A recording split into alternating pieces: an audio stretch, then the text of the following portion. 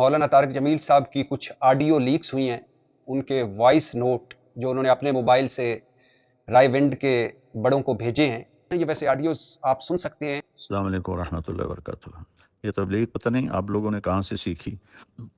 میں نے تو نہ قرآن میں دیکھی، نہ حدیث میں، نہ سیرت میں، نہ مولانا انعام صاحب، نہ عبدالوہاب صاحب، نہ مولانا یوسف صاحب، نہ مولانا الیاس صاحب۔ یہ تم لوگوں کی اپنی تبلیغ تھی۔ میں نے کہا جی ٹھیک ہے، نہیں آتا ہوں، تمہیں یاد ہے اچھی طرح۔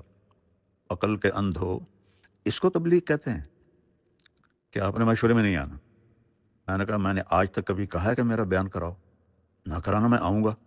مولانا احسان صاحب نے میرا نام لے دیا، بیان طے ہو گیا۔ اگلا وہ دوسرے میسج میں تم نے سنا ہے کہ پھر مولوی حبیب الحق صاحب نے اور ضیاء الحق نے کیا کیا۔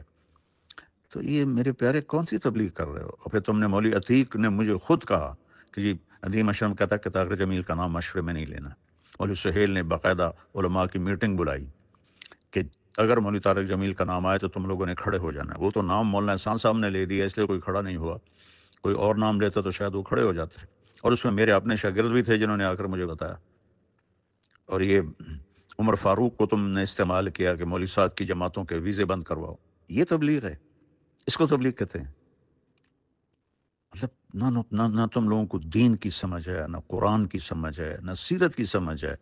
کیا کر رہے ہو تم لوگ بیٹھے ہوئے؟ اس قدر تم لوگوں نے مجھے دکھی کر دیا ہے۔ اور ظالم انسانوں، مجھے تو اللہ نے ذریعہ بنایا تبلیغ کے 6 بر اعظم میں پھیلنے کا۔ تو میں ریمنڈ سے باہر کوئی سلام کرنے والا کوئی نہیں، جاننے والا کوئی نہیں۔ مولوی بٹلہ کا بیان ہو رہا تھا کراچی میں، اور مجمع پوچھ رہا تھا یہ کون آدمی ہے جو بیان کر رہا ہے؟ یہ اس مجمع کو اس طرح تم نے بھیڑ بکری سمجھا ہوا ہے کہ جس کو مرضی بٹھا دو۔